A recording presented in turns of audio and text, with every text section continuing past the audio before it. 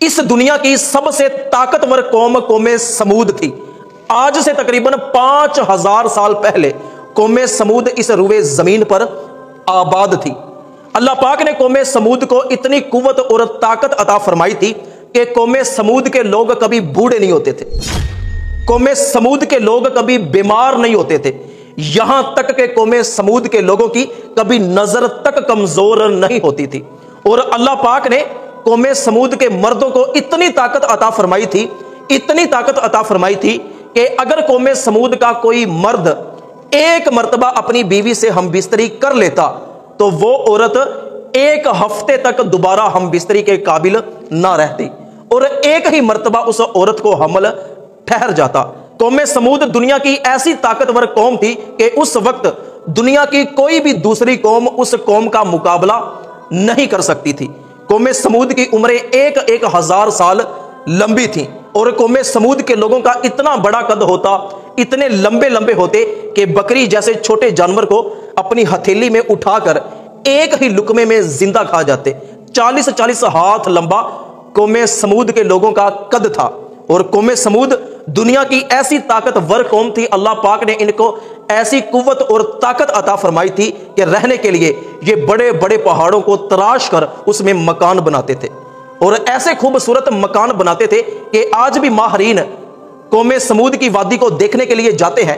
تو جو انہوں نے اتنے بڑے بڑے مکان بنائے پہاڑوں کو تراش کر، تو ماہرین کی عقلیں حیران رہ جاتی ہیں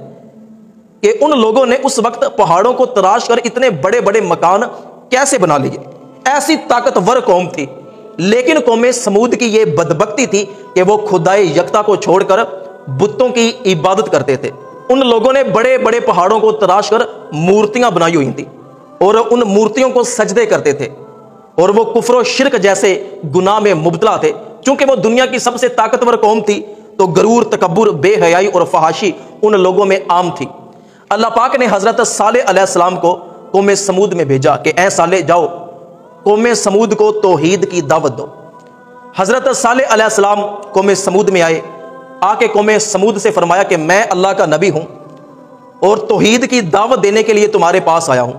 تم جو کفر و شرک والے گناہ میں مبتلا ہو، اللہ پاک نے تمہیں دنیا کی سب سے طاقتور قوم بنایا ہے،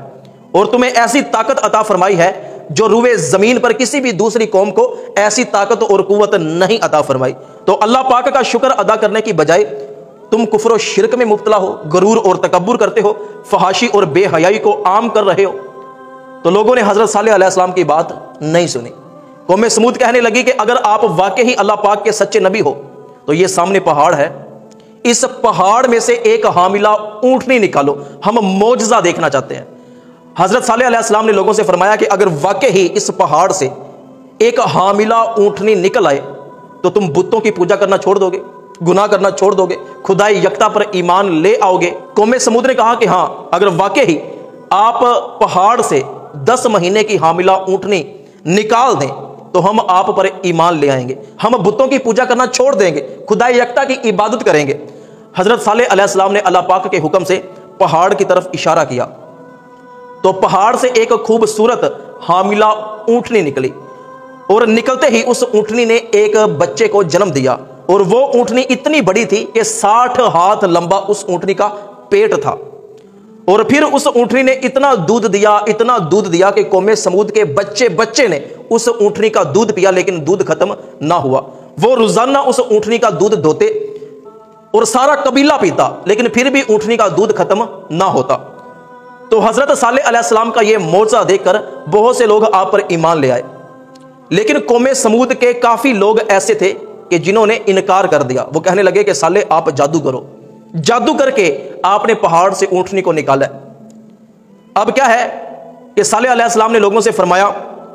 کہ اے لوگو، یہ اللہ پاک کی اونٹنی ہے، اس اونٹنی کو تکلیف نہیں پہنچانی، برے ارادے سے چھونا نہیں ہے، بس تم لوگوں نے اس کا دودھ پینا ہے۔ وہ لوگ جو ایمان نہیں لے کے آئے تھے ان کی آنکھوں میں یہ اونٹنی بڑی رڑکتی تھی۔ وہ اونٹنی سارا دن چراگاہوں میں پھرتی، لوگوں کی فصلوں میں چلی جاتی، باغوں میں چلی جاتی، اور وہاں سے اپنا پیٹ بھر لیتی۔ تو جو کافر تھے، جو آپ پر ایمان نہیں لے کے آئے تھے، انہوں نے آپس میں بیٹھ کے مشورہ کیا کہ یہ اونٹنی تو ہماری فصلوں کو اجاڑ دیتی ہے، باغوں میں جا کے چرتی ہے، پھلوں کو خراب کرتی ہے، تو اس میں تو ہمارا نقصان ہو رہا ہے، یہ کبھی کسی فصل میں چلی جاتی ہے، کبھی کسی باغ میں چلی جاتی ہے، کوئی پوچھنے والا نہیں ہے۔ حضرت صالح علیہ السلام نے لوگوں سے فرمایا کہ یہ جس فصل میں جاتی ہے، جس باغ میں جاتی ہے، اس کا کوئی نقصان نہیں ہوگا، بلکہ اللہ پاک اسے دگنا عطا فرمائے گا۔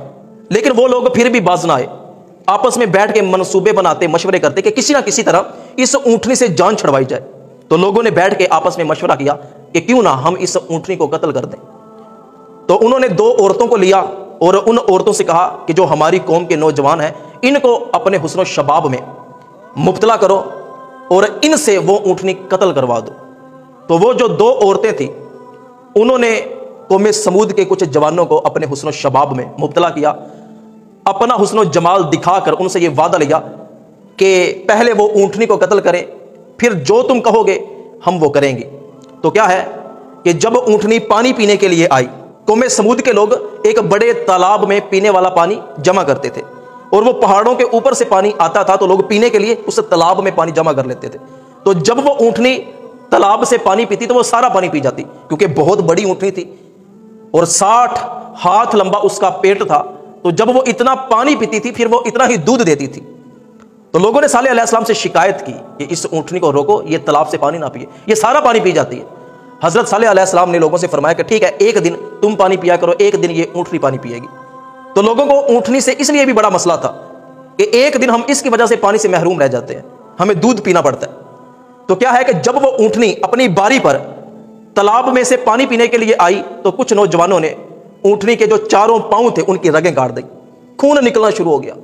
اور اتنا خون نکلا کہ اونٹنی زمین پہ گر گئی۔ پھر ان بدبختوں نے اس اونٹنی کو تلواروں اور نیزوں کے ساتھ قتل کر دیا۔ جب یہ بات حضرت صالح علیہ السلام کو پتہ چلی تو آپ غصے میں آ گئے، لوگوں سے فرمایا کہ بدبختوں باز نہیں آئے، اللہ پاک کے عذاب کو پھر دعوت دے دی ہے،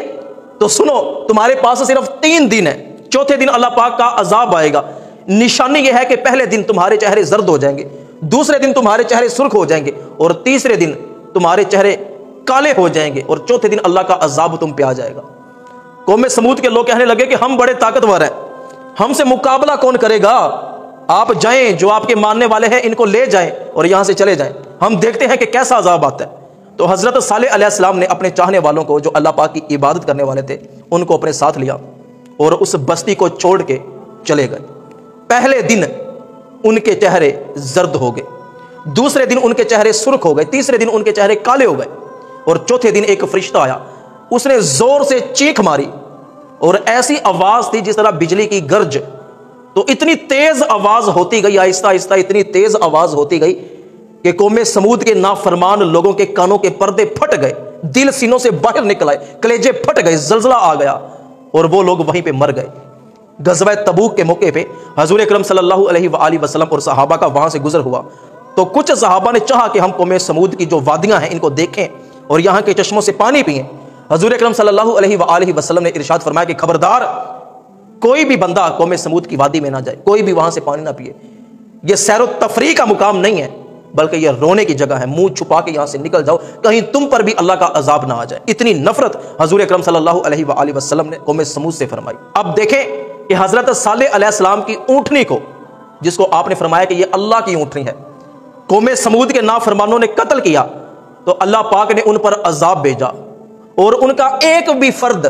ان کا ایک بھی بچہ روئے زمین پہ باقی نہ رہا۔ تو وہ بدبخت جنہوں نے اہل بیت کو شہید کیا، امام حسن و حسین، اور آپ کی اولاد کو میدان کربلا میں شہید کیا، تو بعد میں عبید ثقفی نے کیا کیا کہ اتنے قتل کروائے کہ ان بدبختوں کی اولاد میں سے کوئی بچہ بھی انہوں نے زندہ نہ چھوڑا، بچے کو مار ڈالا۔ تو آج دیکھیں اہل بیت کو دیکھیں کہ آج بھی سید موجود ہیں، آج بھی ان کی اولاد موجود ہے، اور یزیدیوں کو، کوفیوں کو دیکھیں کہ ان کی اولاد میں سے کوئی بچہ بھی آج موجود نہیں ہے۔ تو یہ اللہ پاک کا قانون ہے کہ جو ظالم ہے اللہ پاک ان کی بھی ایسے ہی پکڑ فرماتا ہے۔